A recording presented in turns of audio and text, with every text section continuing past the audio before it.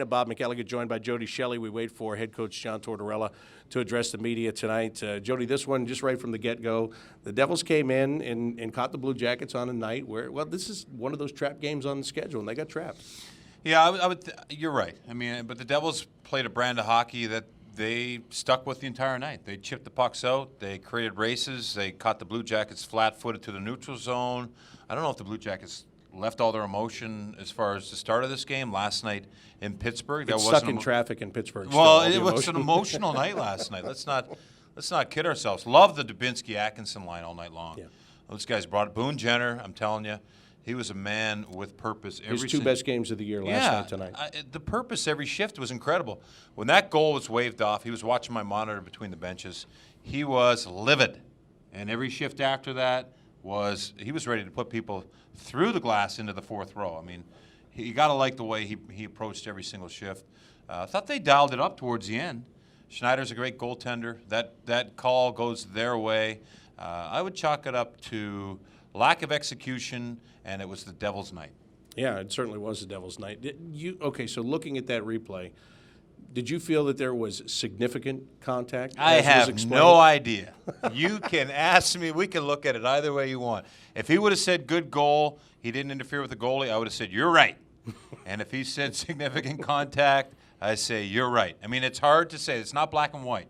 There was definitely contact with Boone Jenner's skate. Was the puck already in the net? I mean, there's all different factors. So those goaltender interference calls are hard to read, and without the explanation, which was a great explanation, significant contact. I just didn't think it was significant. No, but I thought he overblew it with that, and then he got booed the rest of the night. So anyway, yeah. It wasn't that though. Really, I'm not crying over spilled milk there. Would have helped to have that goal 25 seconds into the period. I mean, that would have been tremendous, Yeah. and that's the start of the third period. You were expecting from the Blue Jackets.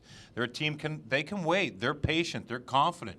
If it's going your way for two periods, look out in the third period. I felt that was an amazing way to start the game, the third period, to have that the crowd involved. And, I mean, the Devils did nothing but hang on for a good portion of that third period. Icing, and they were content with it. And at the end of the day, empty net goal put it away. Right. It was 15 seconds off the clock every time they iced the puck. And that's what they were doing. It was like a big penalty kill for them. But, and again, at the beginning of that third period, they did it last night. They got that early goal last night, which sparked them. And then they came back to tie the game. And that's why I think it was such a big blow tonight that one gets taken off the board, because your psyche says, hey, we just did this 24 hours ago. Here we go. We're going to pull the same trick again today. And then it's gone. Oh, and you go back to training camp. They want to be a third-period team. They're conditioned for it. They have a confidence, and we've seen it. We've sat here after games and say, it just looks like between the second and third, they just sat there and said, okay, let's go win this game. I kind of thought they were going to do that, and I thought the effort was there. But you have to credit the Devils. They're quicker than I think the Blue Jackets thought. You mentioned trap game. It's not an opponent. They're well behind the Blue Jackets as far as points, wins, standings, all those, a lot of goals for, goals against, all those things the Blue Jackets are way ahead of them in. But tonight, the Devils were quicker on pucks, created, I thought, many more opportunities on Bobrovsky. He got frustrated, I thought, with the play in front of him. There were a few turnovers.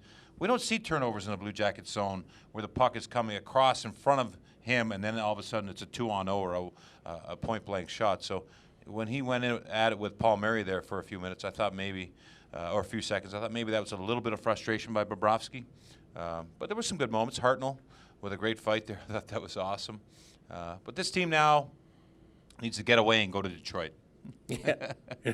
Who would ever want to say that? But anyway, you've been a player in these types of situations too, where, you know, here you are, you're going to the playoffs. You want to get a good spot, but then you get a night like tonight, and you've had the big emotion last night. But as you go through the rest of the way, and there are going to be more nights like tonight where you're going to have emotional games followed by a game that doesn't have the emotion. How do you battle through that and still get points in games like this? Well, you got to realize who you're playing, first of all. You can't walk into tonight and think that you are just going to walk through any team in this league. This team is now 4 points out of a playoff spot, depending on what happens on the rest of the night. They're going to be in that 4-6 range the rest of the season, and they don't think they're out of it. So even though you think that they're out of it and they got to jump a number of teams, there's desperation. There's a game plan. Every coach wants to come in here and beat this team and take down Tortorella and what he has planned. it's going to get heightened, and Torts warned everybody about it. Tonight, they just had to come in and play their game, and they really couldn't find it. And when they did, they were already down 2-0 and couldn't beat Schneider after that. Yeah, and that's what Boone Jenner said. He said, we didn't have it consistently enough tonight. But as you alluded to, his line did. Oh, yeah. And to me, that's a bright spot here, what we saw last night in Pittsburgh and tonight off of them. You know, if that line gets going, and if everybody else can maintain what they've been doing, that gives this team so much more promise and so much more jump. Well, it was a blow to lose Dubinsky with 8 minutes left in the period, too. I mean, he took a kind of a penalty where he got a little too emotional with the referee, so went over the line and got tossed. You know, those things, you love Dubinsky's emotion. I don't know what was said, but that's a blow to the team also. I mean, he's been an important factor, and especially the way he's played last night and all game tonight. That was something they lost, and it's too bad. You know, those things happen, but got to learn from it. All right, here's John Tortorella to talk about this loss.